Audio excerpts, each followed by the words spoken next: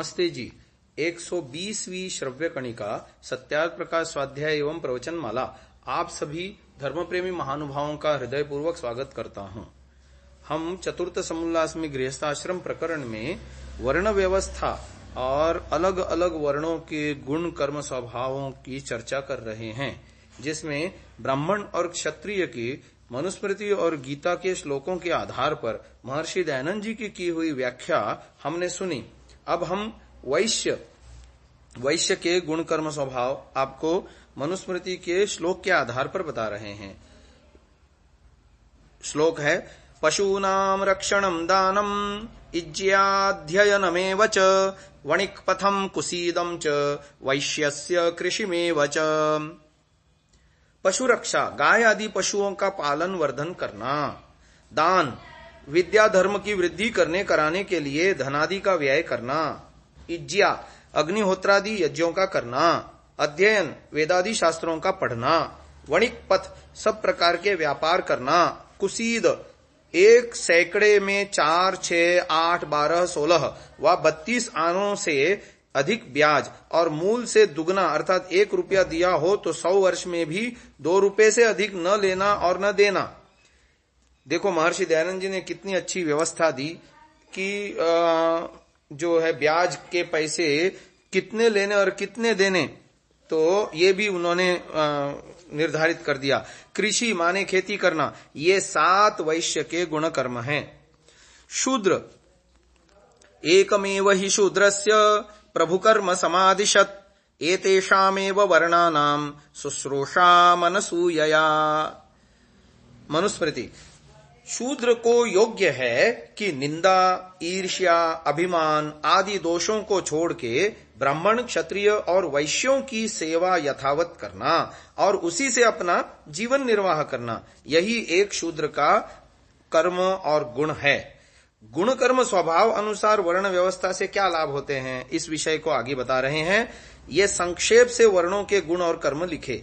जिस जिस पुरुष में जिस जिस वर्ण के गुण कर्म हो उसे उस वर्ण का अधिकार देना चाहिए।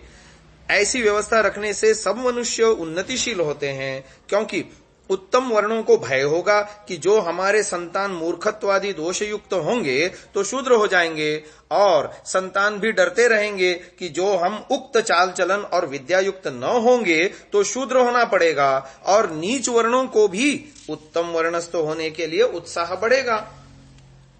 अब किस वर्ण को क्या अधिकार देना चाहिए? विद्या और धर्म के प्रचार का अधिकार ब्राह्मण को देना है, क्योंकि वे पूर्ण विद्यावान और धार्मिक होने से उस काम को यथायोग्य कर सकते हैं। क्षत्रियों को राज्य के अधिकार देने से कभी राज्य की हानि व विघ्न नहीं होता। पशुपालन आदि अधिकार वैश्यों को ही होना योग्य है, क्योंकि वे इस काम को अच्छे प्रकार से कर सकते हैं। शूद्र को सेवा का अधिकार इसलिए है कि वह विद्या रहित मूर्ख होने से विज्ञान संबंधी काम कुछ भी नहीं कर सकता, किंतु शरीर के काम सब कर सकता है। इस प्रकार वर्णों को अपने अपने अधिकार में प्रवृत्त रखना। अब अगला शीर्षक आता है विवाह के लक्षण। मनुस्मृति का श्लोक दे रहे हैं। ब्राह्मो दैवस्तथैवार्षः प्राजापत्यस्तथासुरः गान्धर्वो राक्षसश्चैव पैशाचश्चाष्टमो धमः। विवाह 8 प्रकार का होता है। 1 ब्राह्म, दूसरा दैव, तीसरा आर्ष, चौथा प्राजापत्य, 5वां आसुर, 6ठा गांधर्व और 7वां राक्षस और 8वां पैशाच। इन विवाहों की व्यवस्था है कि वर कन्या दोनों यथावत ब्रह्मचर्य से पूर्ण विद्वान, धार्मिक और सुशील हों, उनका परस्पर प्रसन्नता से विवाह होना ब्राह्म कहलाता है। ये पहला प्रकार था। दूसरा है दैव। विस्तृत यज्ञ करने में ऋत्विक कर्म करते हुए जामाता को यानी जमाई को अलंकार युक्त कन्या का देना ब्राह्म कहता है। तीसरा दैव कहता है, दूसरा है ये। फिर तीसरा है आर्ष, यानी वर से यानी लड़के से कुछ लेके वर कन्या का विवाह होना आर्ष है। और चौथा है प्राजापत्य, दोनों का विवाह धर्म की वृद्धि के लिए होना, ये है प्राजापत्य। फिर पांचवा है आसुर, वर और कन्या को कुछ दे के विवाह होना, आसुर। फिर गांधर्व, अनियम असमय किसी कारण से वर कन्या का इच्छा पूर्वक परस्पर संयोग होना, यह है गांधर्व विवाह। हम पुराणों में आदि में ये कथा हमको बहुत सारी मिलती है कि फलाने का अमुक से गांधर्व विवाह हुआ आदि आदि। तो फिर अगला है राक्षस, लड़ाई करके बलात्कार अर्थात छीन झपट व कपट से कन्या का ग्रहण करना, यह है राक्षस। और फिर अंत में पैशाच, शयन अथवा मद्यादि पी हुई पागल कन्या से बलात्कार संयोग करना, यह है पैशाच। तो इन सब विवाहों में ब्राह्म विवाह सर्वोत्कृष्ट है, दैव और प्राजापत्य मध्यम है, आर्ष आसुर और गांधर्व निकृष्ट हैं, तो राक्षस अधम है और पैशाच महाभ्रष्ट है। इसलिए यही निश्चय रखना चाहिए कि कन्या और वर का विवाह के पूर्व एकांत में मेल नहीं होना चाहिए, क्योंकि युवावस्था में स्त्री पुरुष का एकांतवास दूषण कारक है। तो अब ये 8 प्रकार के जो विवाह हमने आपको सत्यार्थ प्रकाश के आधार पर बताए, उसका थोड़ा सा और विवेचन करते हैं। मनु के अतिरिक्त नारद और याज्ञवल्क्य स्मृति में भी इन विवाहों का उल्लेख है। इनमें से पहले 4 उत्तम विवाह माने गए हैं, इन्हें धर्म विवाह माना गया है। अंतिम 4 को अधम यानी निकृष्ट माना गया है। पहला है ब्राह्म विवाह। आच्छाद्य चार्चयित्वा च श्रुतिशीलवते स्वयं आहूय दानम कन्याया ब्राह्मो धर्मः प्रकीर्तितः।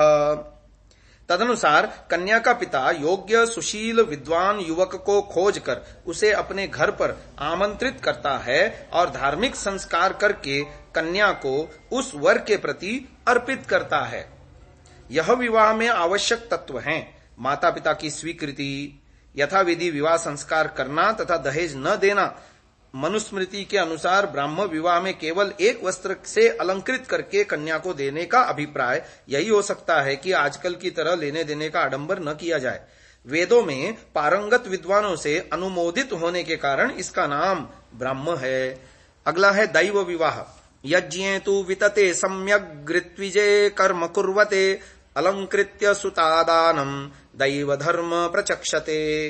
विस्तृत यज्ञ में बड़े बड़े विद्वानों को आमंत्रित कर उसमें कर्म करने वाले विद्वान को वस्त्रालंकार से सुशोभित कन्या को देने का धर्मयुक्त दैव विवाह कहते हैं। श्री अलतेकर का कहना है कि प्राचीन काल में गृहस्थ लोग समय समय पर बड़े बड़े यज्ञ करवाया करते थे। इन अवसरों पर अनेक पुरोहित यज्ञ करवाने के लिए आमंत्रित किए जाते थे। संभव है कि यज्ञ कराने वाले यजमान को इन पुरोहितों में से कोई युवक पसंद आ जाता हो और वह अपनी लड़की का उससे विवाह कर देता हो, क्योंकि ऐसा विवाह देवताओं की पूजा के अवसर पर होता था, इसीलिए इसका नाम दैव विवाह हुआ करता था। श्री अलतेकर का यह विचार तर्कसंगत प्रतीत नहीं होता। यद्यपि प्रचलित टीकाओं के अनुसार ऋत्विक शब्द का प्रसिद्ध अर्थ यज्ञ कराने वाला ब्राह्मण विद्वान ग्रहण करके उसी को कन्यादान करना दैव विवाह बतलाया है, तथापि यह अर्थ मनुवचन के विरुद्ध तो है ही, प्रसंगानुकूल भी नहीं है। इससे दैव विवाह के उद्देश्य से आयोजित यज्ञ में यज्ञीय क्रियाओं को संपन्न करने वाले ब्राह्मणों तक सीमित हो जाता है, परंतु मनु ने ऐसा कोई विधान नहीं किया है कि दैव विवाह केवल कर्मकांडी ब्राह्मणों तक में सीमित रहता हो। वस्तुतस्तु मनु ने सब प्रकार के विवाह सभी वर्णों के लिए विहित माने हैं। 8 प्रकार के विवाहों में से किसी भी प्रकार का विवाह किसी वर्ण विशेष के लिए निर्धारित नहीं किया गया है। दैव सात्विक वृत्ति के विद्वान को कहते हैं। देवत्वम सात्विका यान्ति मनुस्मृति का वचन है। तदनुसार एक विद्वान पुरुष का किसी विदुषी स्त्री से विवाह दैव विवाह है। ऋत्विक शब्द सामान्यतः यज्ञ कराने वाले विद्वान ब्राह्मण के लिए प्रयुक्त होता है। निरुक्त में ऋत्विक की एक व्युत्पत्ति यह भी है, ऋतुयाजी भवतीति वा। ऋतौ विशेषे अवसर विशेष यानी याजी यानी यजनशील याजनशीलो वा। इससे अवसर विशेष या उद्देश्य विशेष के लिए यज्ञ कराने वाला भी ऋत्विक कहता है। इस प्रकार विवाह प्रसंग में ऋत्विक शब्द का अर्थ हुआ विवाह के उद्देश्य से आयोजित यज्ञ में विवाह के निमित्त यजन कराने वाला अर्थात क्रियाओं का संपादन करने वाला विद्वान, जिसका विवाहार्थ वर्ण किया जाता है। आगे आर्ष विवाह की चर्चा हम अगले श्रव्य कणिका में करते हैं। इसको यहीं विराम देते हैं। ओम।